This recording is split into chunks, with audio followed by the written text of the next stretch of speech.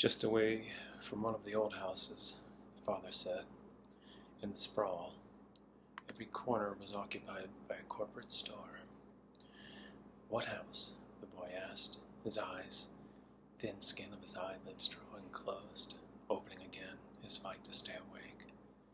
Near Wadsworth, in Colfax, where we first brought you home, the father said.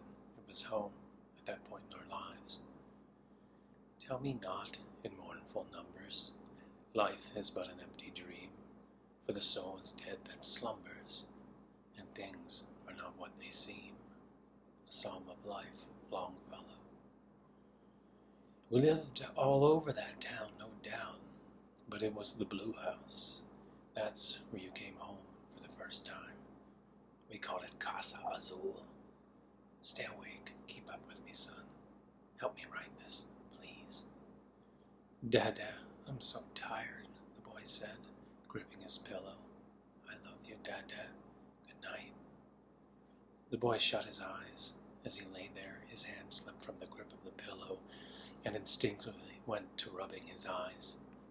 Then his fingers moved to the skin of his neck just above the collarbone. He started pinching and rubbing his neck. All these ways that we self-comfort, the father thought to himself. Now, in his anxiety, the father felt helpless. It all seemed perilous. Yet he knew that was a default of anxiety. Even something as natural as rubbing your eyes became a sickening portent. The father's stomach began to turn with turmoil. I feel sick, he thought to himself. I am sick, knowing that he was out of work, and it wouldn't be long, barring some miracle, that the money would run out. Fast asleep, the boy rolled to his side, and his father stared at him, continuing to talk as if the boy were awake and listening. We brought sister home to the Orange House on La Pan Street. We called that one Casa Naranja, the father said with a dry laugh. There was an old crabapple tree in the side yard of the Blue House, its stout trunk deep and dark, sloping into the terraced earth. In the west, we wait for spring. We wait for the snow to break, for the melt to come. It pools in reservoirs and dams higher up. Some flows east and some flows west. But we all wait for it. Everyone is waiting for something. A subtle shift, a drastic shift.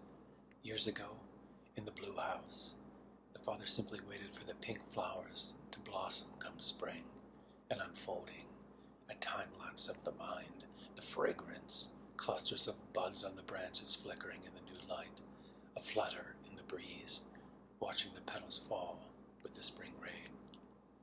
The turning of the wheel, releasing the mountain melt, the water flowing, streaming through the canals. Weeds sprouted fast from the banks of the canals. At this time, all this time, we spent waiting, the father's mind incessantly ruminating on this thought. Thick black grooves of the sheath, the trunk of the tree, roots stretching deep into the ground. The tree's gnarled boughs stretching, creating a shallow canopy. There was a Walgreens on the corner, the father said. I never understood a grid like your mother does, so I can't pretend to know the exact location. But there was a Walgreens. Kipling and Colfax, it must have been. If you can wait and not be tired by waiting, or being lied about, don't deal in lies. Or being hated, don't give way to hating. If Kipling. The store, a Walgreens, the kind that he promises, where there will be drive-through testing, the father said. Not that we can go anywhere anytime soon, but we should Google it. I hear they're working on creating an inventory for test sites. Ha! You may never see me again. Like that time I never thought I'd see you again, he said, but the boy was long asleep. In the front lot of the Blue House, a tall stretch of hedges was overgrown. In the narrow driveway, a thin stretch of accidental grass grew between the rows of concrete, broken gravel on the edges, the aggregate pebbles turning to sand. When the apples dropped come autumn, he'd rake them, brown and rotting, caked in broken rock and sand, the rich fermented scent, the tines scraping against the ground. He'd drag them into the canal ditches, watch them float away. When you were born, the father said, it was terrifying. Everything that could go wrong went wrong. From the birthing center, they rushed us to the emergency room. I said prayers, even though there was only the slightest faith of God, of anything in me. Praised be you, my Lord, through Sister Mother Earth, who sustains us and governs us, and who produces varied fruits with colored flowers and herbs.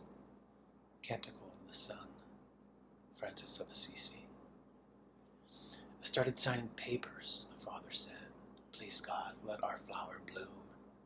When the heart is racing, pounding so hard it feels that death is imminent, how long do we wait? That festering fear, a massive drum against the chambers, pounding, vibrating through the neural highway of our cortices, our lungs open for relief. You, son, were suffocating, the cord wrapped around your neck, the father said. There was blood everywhere. I was looking through the blue curtain. It hung like a shower curtain wrapped around the bed in an oval between us.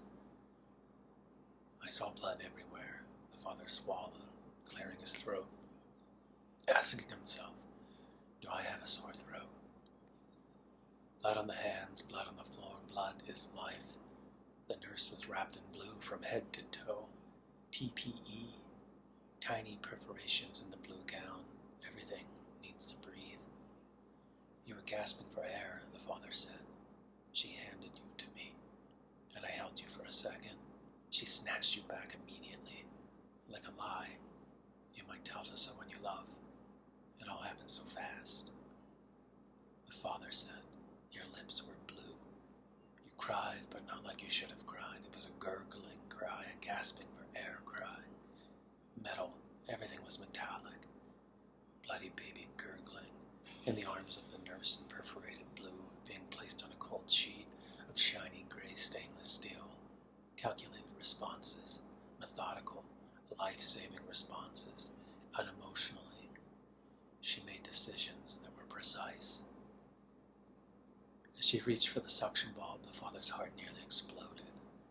Her fingers pinching the bulb, releasing instantly the suction, her hand pulling back, a twist of the wrist, fingers squeezing the bulb, fluid flying into a gauze she held in her other hand. Thick plate of plexiglass.